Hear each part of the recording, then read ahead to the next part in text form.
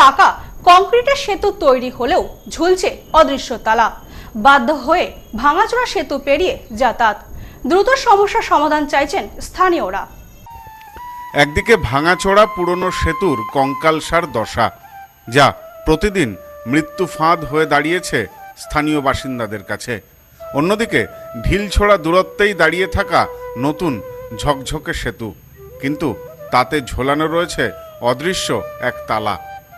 উন্নয়নের মুখচ্ছবি হয়ে তৈরি নতুন সেতুটি উদ্বোধনের অপেক্ষায় থাকলেও জমি সংক্রান্ত জটিলতার অভিশাপে তা আজও সাধারণ মানুষের জন্যে অধরা।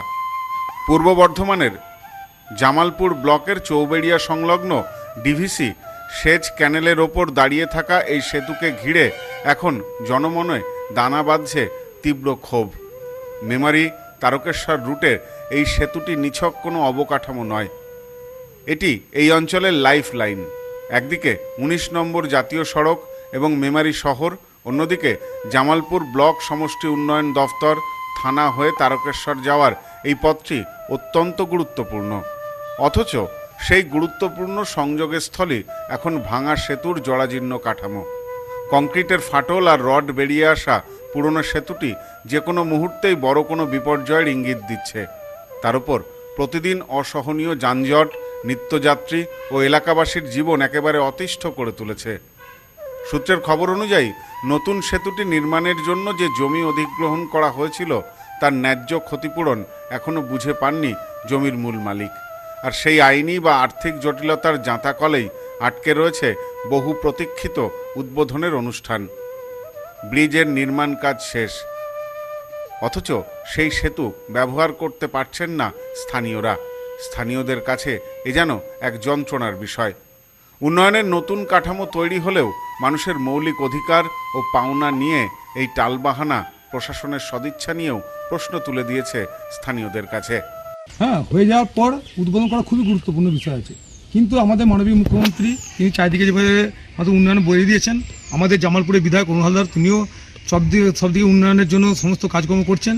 কিন্তু আমাদের বিষয়টা হচ্ছে এটাই, ব্রিজ হচ্ছে এমন একটা জিনিস যেখান দিয়ে মানুষ খুব সহজে খাল পারাপার করতে পারবে, কিন্তু বর্তমানে যে ব্রিজটা দিয়ে যাওয়া হচ্ছে সেই ব্রিজটা এমনই কঙ্কাল দশা, রড পাথর বেরিয়ে গেছে, সেখান দিয়ে কোনো ভারী যানবাহন তো যাওয়ার তো দূরের কথা, সাধারণ মোটরসাইকেল নিয়ে গেলে মানুষের আতঙ্ক বা টেনশন দিন কাটাচ্ছে।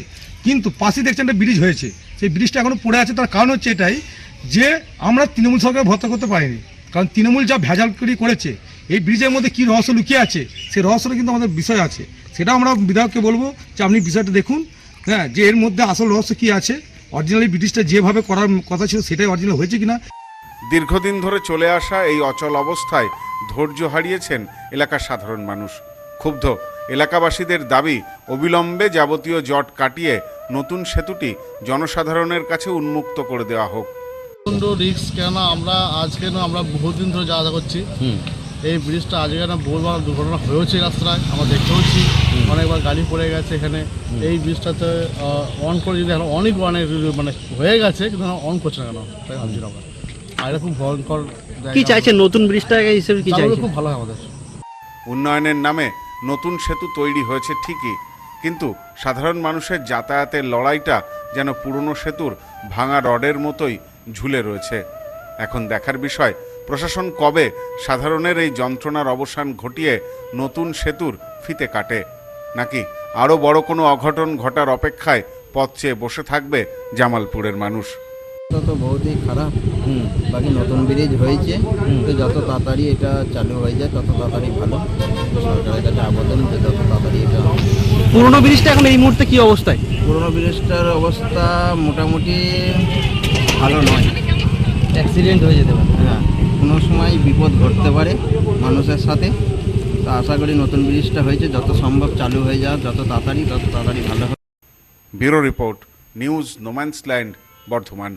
সম্প্রীতি guest house hotel and restaurant, সমস্ত আধুনিক সুবিধাযুক্ত AC double bedroom, standard double bedroom, twin bedroom, deluxe double bedroom. আমাদের হোটেলেই রয়েছে বাঙালির খাবার সহ মাল্টি কুইজিন রেস্টুরেন্ট। শহরের মধ্যে অথচ সম্পূর্ণ নিরাপদ পরিবেশে থাকা খাওয়ার একমাত্র ঠিকানা Sampriti guest house hotel and restaurant, Chakdah road, টবাজার, বনগাঁ। ফোন 03215257603।